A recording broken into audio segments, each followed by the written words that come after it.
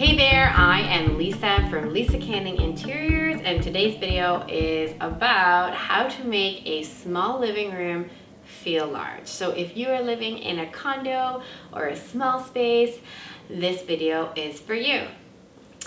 I want to tell you about how I live. I live in 1,290 square feet on my main floor with how many people? 6 other people, and we're expecting our 6th child, so it's going to be 8 people living in the Canning house.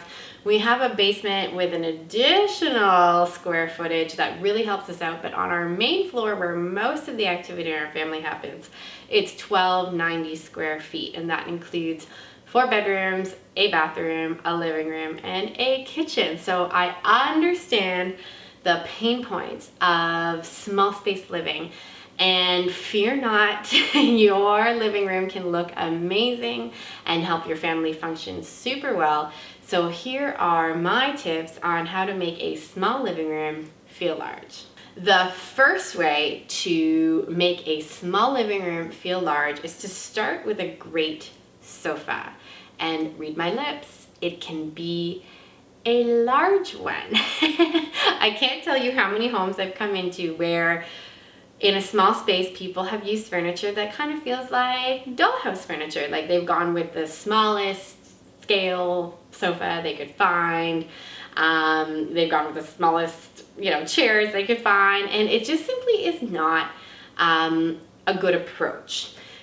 Why is it not a good approach? Because first of all, we want to live comfortably, and second of all, just because you have a small space does not mean you need small furniture. What you need is appropriate scaled furniture. So if you get a large sofa, which in some cases can be okay, as long as the other pieces in the space are scaled appropriately, then you are fine. I usually recommend that people start with the sofa because then that will dictate the visual style of the room. So for example, in my own living room where we're sitting right now, I have a Chesterfield sofa with a rolled arm, which is a little bit more of a traditional approach.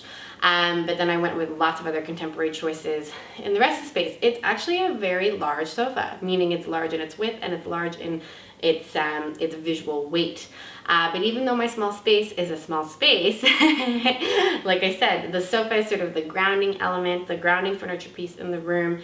And then I went with smaller scale pieces all around it, which I'll get into later. But start with your sofa.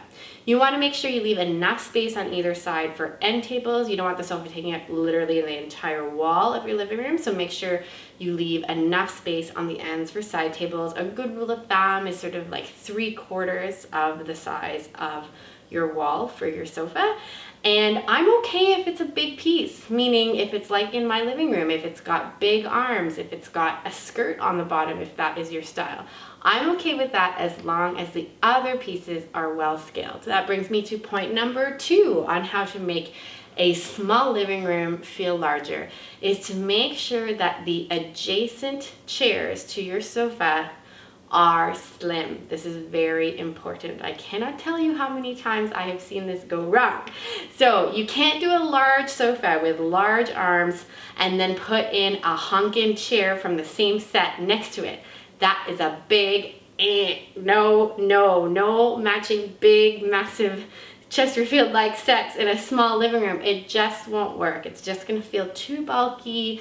You won't be able to move around. So what I recommend is you pair 2 chairs, perhaps on one side, like, 1 and 2, and then the sofa on the wall. Or you put, like what's in my living room, you put a chair on either side of the sofa that flank the sofa. If you have more room, obviously, to put some additional seating, then go for it.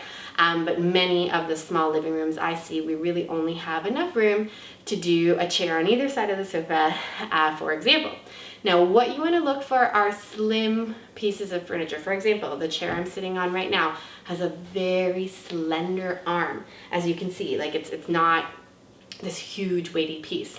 Another thing, if you're going to put chairs by a window, I usually like to recommend, like, you could do something clear, like the ghost chair, or something very slender, something with legs that you can see through, so you're able to see literally through the piece underneath, so that it doesn't take up that much visual weight. I have a Pinterest board that I'll link to in the notes below of my favorite small scale chair. So you can take a look if you're still not really understanding what I mean by a small scale chair. But essentially, you basically want the opposite of the sofa. You want something slim, compact in a small space, so that the entire sort of furniture ensemble isn't feeling really bulky and really weighty. The third way to make a small living room feel large is to ground it all in a carpet, and a large one. Now, again, this might seem kind of weird. What the heck is she talking about? She's telling me to make my living room, my teeny tiny living room, feel bigger by putting in a massive carpet. Go with me here for a second. If your okay, here's the rule of thumb. The carpet must, I know this seems crazy, but must have all of the legs of the furniture sitting on it.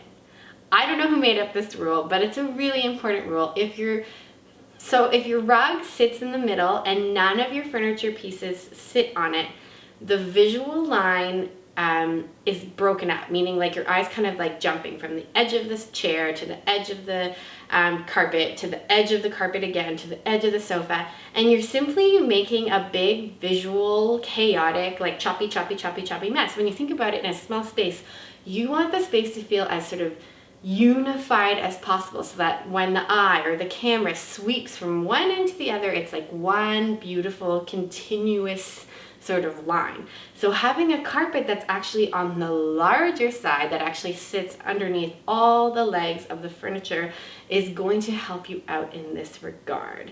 My personal favorite that is a company I've worked with for many years is Floor. The reason why I like Floor is that you can actually customize the size of your carpet at a very reasonably priced price point, so that you can have in your small space all of the furniture pieces sitting on your carpet, and it doesn't look like there's a postage stamp in the middle of your space. The fourth way to make your small space living room feel large is to use pattern. Again, you might think I'm nuts. This girl is absolutely mental. Pattern's gonna overwhelm my space and make it all chaotic and crazy.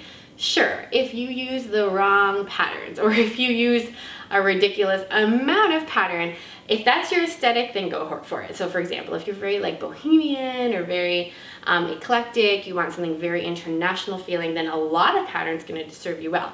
But I would say most of the people that I work with in my interior design consulting business are not that excited about that much pattern. However, they're excited about, you know, one or two pieces in the space to have a really fun burst of pattern, burst of energy, and then everything else to be a little bit more neutral. So just because you're in a small space does not mean that you should not use pattern. As you can see in the wallpaper behind me, I kind of love pattern, but my space is small. It doesn't overwhelm it because I've paired it with neutrals, and because my decorating approach is also one that's a bit adventurous, a little bit bold. So again, you've got to do what suits your taste and suits your lifestyle.